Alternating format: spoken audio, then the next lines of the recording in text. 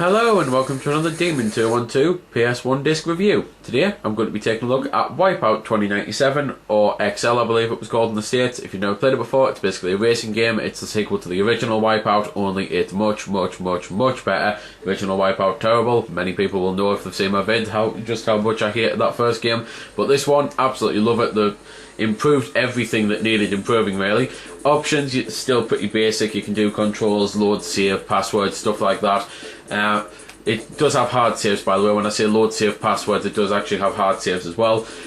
Main menus are now different to navigate. Basically, instead of choosing a mode here and then going through like that, you choose your mode, then you go and choose your thing and you play from the main menu. It's a bit of an odd way to do it really, but it's quite good to be there. At least it's fast anyway. You've got arcade mode, time trial mode. The arcade link and one-on-one link don't work on the PlayStation 3 as far as I'm aware, because I don't think you can link up a PlayStation to a PlayStation. I may be wrong, I've never exactly tried it. I know you could with the original PlayStations, and I've even done it before. Pretty easy, just plugged in a cable. There's classes and tracks on the game. Obviously there's 4 different classes, and some of the tracks can only be played on certain classes. On the beginner classes you've basically got 6 tracks available to you. On the advanced classes you've got 8 tracks available. However, you do have to unlock some of the tracks and classes, but even so I'll do my best to show off as many as I can because the game looks fantastic. Some of the tracks just look gorgeous. As you may have already noticed, the crafts on the game are actually animals. That's because I've got the animal cheat on just simply to show off the animal craft because I think they look cool.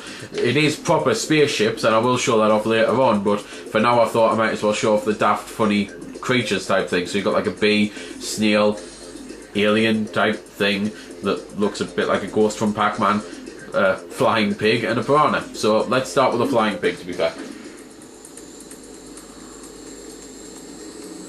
But, as I was saying though, they have pretty much improved everything that needed to be improved about this. They've got some better items to use. They've got, there's now an energy bar so you can actually get blown up and blow up other craft. You've got a proper speedometer now. It's not just a coloured bar, it's a coloured bar and it actually tells you the speed that you're going. It's got proper screen placements as well, and it's got like the laps in the top right corner and your position, and it's something that I hated looking in the top left corner for lap and the position for the top right. I know it's a tiny little quibble, but even so I'm glad that it was changed for this.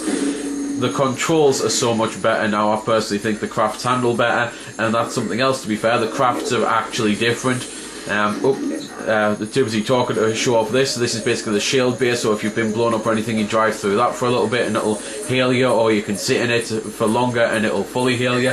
But as I was saying, the crafts are now actually different. They've got proper stats for them and it shows you how fast each craft are compared to each other and like how good the handling is and stuff like that.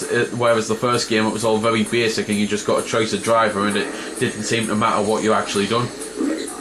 There's that cool weapon that you might have just saw there for a split second, where it's basically you can now get an instant one-hit kill with certain weapons. To be fair, on this one I think it is only that weapon. I know there were a couple more introduced in later games, at least I think there were, but basically you do a proper charge-up attack and then you let go, and if you hit then that's it, boom, bang, dead, over. So that's really cool, because it also means that if you wanted to, you can actually win the races by not winning the race at all and just by being the most violent and blowing everyone up.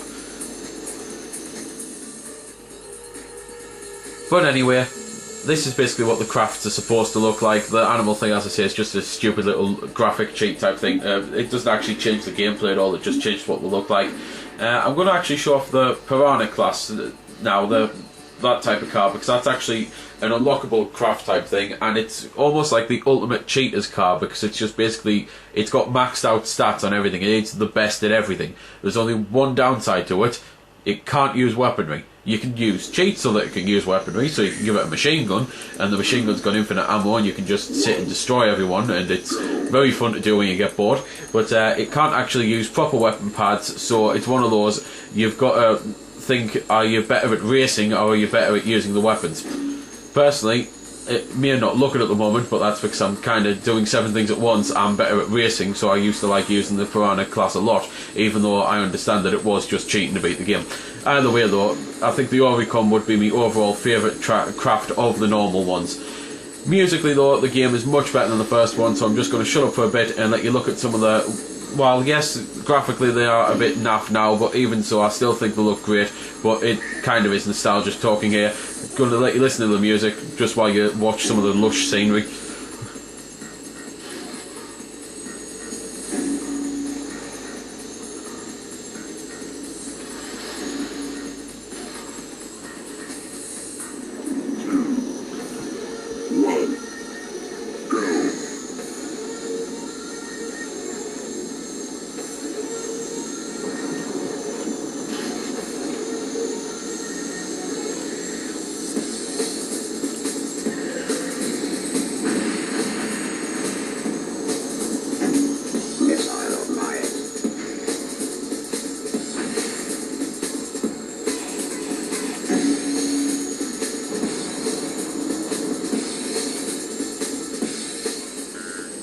So there we go then, that was a bit of the music and just a few of the track designs and that. As you might have noticed, and there's one coming up here to be fair, there's pitfalls on that, so if you fall off the track that can screw you over for time. However, it doesn't kill you as you've just shown there, it just means you have to be careful and you have to make sure you lift your nose the right amount and stuff like that. But even so, it's not particularly that hard, and the only times you really actually fall off the track are when you're confused or distracted or getting shot at or stuff like that. And as you might have also noticed now, there's a checkpoint on at this moment in time, which because of falling off, I'm not going to make the checkpoint, so that's going to fail as the race for sure. But there's nothing really much else left to actually mention other than just the explanation of the classes, because I did mention the classes, and basically the classes are just simply harder difficulty levels and that, so that things are harder, and I'm pretty sure you do more laps in the final class than the others and stuff like that, so it's just basically a harder mode. If you like racing games and you've never played Wipeout 2097 before, or XL as I say, I think it's called, I hope that's right anyway, then it's definitely worth a look, especially if you're into things like HD Fury and that, because I really do think this is a fantastic game, even by today's standards. So there we go then, that's been the review. I hope you've enjoyed it, or at least found it helpful. You might have noticed I didn't score the game. Well, that's because it's a matter of personal opinion, and yours may very well differ from my own. I'm just here to show you a bit about the game. If you like it or not, well, that's up to you. If you don't like it, or you do like it, feel free to comment. Also, if I haven't answered any of your questions that you may have had, I might have forgot something, or it might just be something obscure. Again, feel free to comment, ask, always willing to help out.